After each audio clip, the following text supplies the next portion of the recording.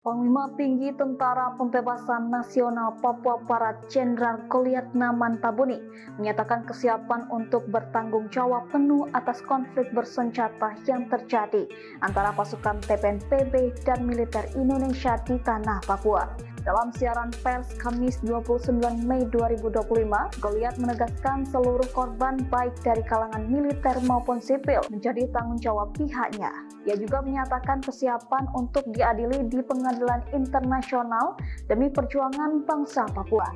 Menurutnya, OPM hanya membela diri mempertahankan bangsa dan seluruh ciptaan Tuhan di atas tanah leluhur dari upaya pemusnahan oleh pihak asing yang tidak diundang yang telah merampas negeri secara tidak sah. Ia menambahkan perlawanan TPNPB merupakan respon terhadap kehadiran imigran Indonesia yang dinilainya sebagai pihak asing yang telah melakukan perampasan tanah dan kekerasan terhadap rakyat Papua. Ia juga menyatakan medan perang di Ilaga telah dibuka dan perang akan terus berlanjut hingga pengakuan terhadap kemerdekaan Papua yang diumumkan pada 1 Desember 1961.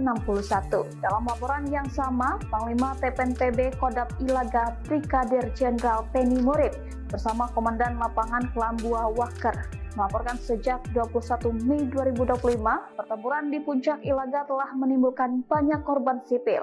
Akibatnya warga mengungsi ke hutan, kampung-kampung terdekat bahkan ke kota Ilaga untuk mencari perlindungan. Mereka menyerukan perhatian dari lembaga internasional terhadap kondisi warga sipil yang terdampak akibat operasi militer pemerintah Indonesia yang dimulai sejak 21 Mei 2025 pukul 4 waktu Indonesia Tengah. Menurut mereka, konflik bersenjata yang telah berlangsung lebih dari 63 tahun ini harus membuka mata dunia internasional dan PBB untuk meninjau kembali status hukum Papua yang diyakini telah dianeksasi secara paksa ke wilayah Indonesia sejak 1 Mei 1963. Komandan Operasi Umum TPNPB, Lekagat Telenggen menyoroti pernyataan Presiden Prabowo Subianto dalam kampanye politiknya yang menjanjikan penyelesaian persoalan politik dan HAM di Papua.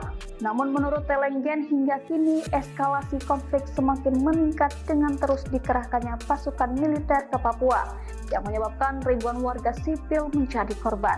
Menanggapi kondisi tersebut, manajemen Markas Pusat Komnas TPNPB mengimbau Presiden Prabowo dan seluruh pihak, baik di tingkat lokal, nasional maupun internasional, untuk segera membuka ruang perundingan internasional dengan TPNPB sebagai pihak utama dalam konflik. Mereka menyerukan agar dialog ini dimediasi oleh PBB atau lembaga-lembaga internasional yang diakui secara resmi.